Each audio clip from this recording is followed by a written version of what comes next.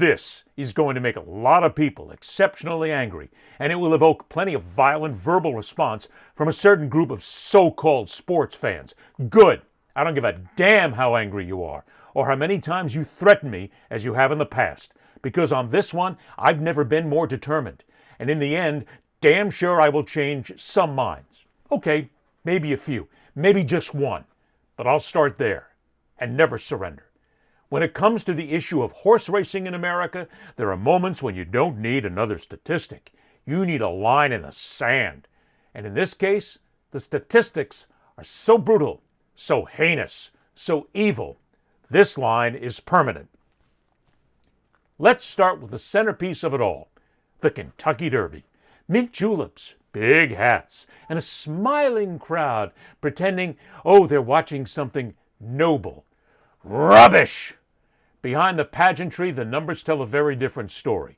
Industry data and watchdog groups like the Horse Racing Integrity and Safety Authority and the Jockey Club have consistently shown that hundreds of horses, hundreds, die on North American racetracks every single year.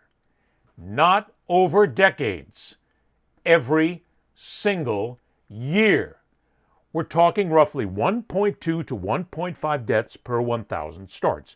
Okay, that sounds small until you realize there are tens of thousands of starts every single year. So, do the math. You're looking at hundreds of dead animals, collapsed lungs, shattered legs, catastrophic breakdowns, on tracks where the crowd is all up there in the stands, all happy, hanging along the rails, still holding their betting slips. The watchdog website Horse Racing Wrongs is tireless in putting the real numbers together, utilizing freedom of information requests and doggedly staying in the face of deniers across North America. And trust me, these deniers don't want to be bothered. Still, Horse Racing Wrongs isn't able to put together a solid number of the dead because states such as Florida and Arkansas and others won't release their numbers. Simple. For fear of being exposed. As for the numbers we do have, in the calendar year leading up to the running of the 2026 Kentucky Derby, 47 dead horses, and counting, likely higher by the time you watch this commentary.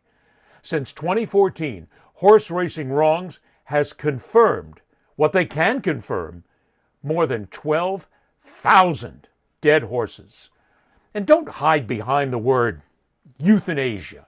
Come on, that's the industry's favorite bit of linguistic cowardice. These horses are not peacefully drifting away surrounded by care. They're killed because they are no longer profitable. A broken leg in a racehorse is often a death sentence, not because it's completely impossible to treat, but because it's inconvenient, and it's also expensive. And these so-called owners and trainers who claim to love their animals, they'll use whatever means necessary, legal, illegal, and immoral, driving their horses to that breaking point because those horses are investments. They have to be profitable. Racehorses are routinely given medications, legal and illegal, to keep them running. Lasix, otherwise known as furosemide, to control bleeding. Anti-inflammatories to mask pain. Performance enhancers that blur the line between treatment and exploitation. Even with reforms, the culture hasn't changed fast enough. Horses are still running injured, still being chemically propped up so they can make it to the gate one more time and we can get one more run and maybe get one more win and a couple more bucks. And when those horses are no longer useful, thousands are shipped off every year to slaughterhouses, often in places like Canada or Mexico, because direct slaughter in the U.S. has faced legal barriers. So the owners, they'll find a way around it.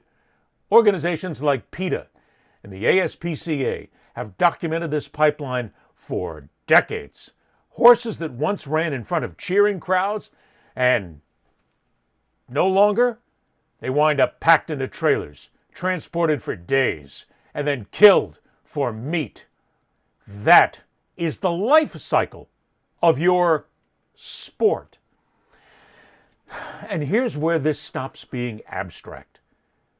Horse racing survives because people, the gamblers, you, keep betting on it. Every ticket cashed is a vote. Every wager says, I'm okay with killing horses who don't cash. You don't get to separate the thrill of gambling from the cost paid by the animal. The industry exists because money flows through it. Flows through the states as well. And that money is fueled by gamblers who want action, odds, and payouts. There's a tired defense that you'll also hear. The horses, hey, come on, they love to run. Another lie. They've been bred, conditioned, and forced into a system where running is the only outcome. You can't call it love when it ends in a tarp and a screen pulled up so the crowd doesn't have to see the body. You want a reality check? Imagine any other sport where athletes are routinely killed after catastrophic injury. Not honored, not rehabilitated. Killed, disposed of, replaced. That's not sport. That's exploitation dressed up in tradition. What's going to happen next?